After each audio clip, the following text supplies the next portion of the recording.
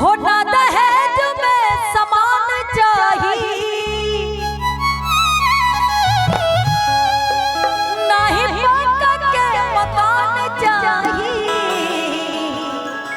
असुना अगुआ महान बटे के अरमान, और समधिनिया ब्यूटीफुल चाहिए।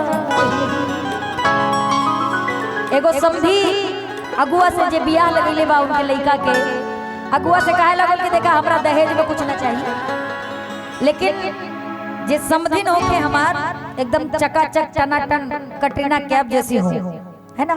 आइए होना दहेज में समान चाहिए,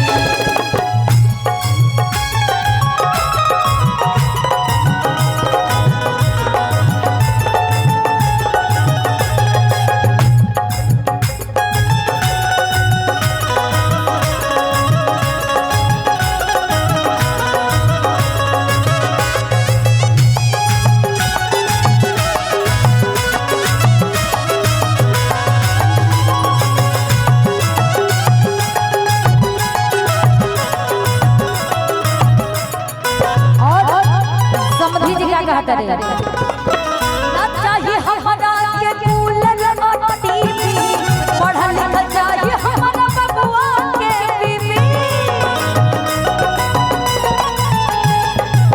ना चाहिए हमारा के कूलर और टीवी, पढ़ा लिखा चाहिए हमारा बबुआ के बीवी, पढ़ा लिखा चाहिए हमारा बबुआ के बीवी। हो उनका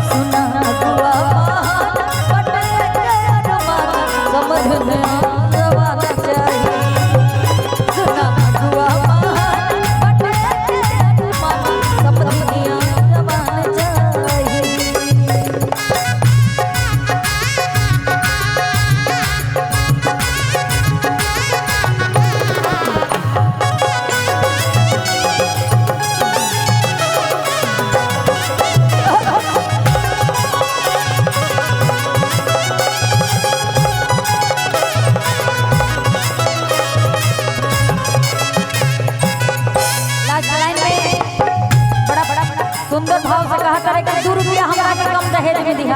चलिए भले कम दी हर 2 रुपया दहेज में, बाकी तो बबुआ के राखे करे। भले कम दी हर 2 रुपया दहेज में, बाकी तो बबुआ के राखे करे। बाकी तो बबुआ के और कहा करे मनकूल खानदान चाहिए, एक साली से आना चाहिए। हो मनकूल खानदान चाहिए, एक साली से आना चाहिए। सरोन आवा के सुना अगुआ महान बटे के अरमान, समधिनिया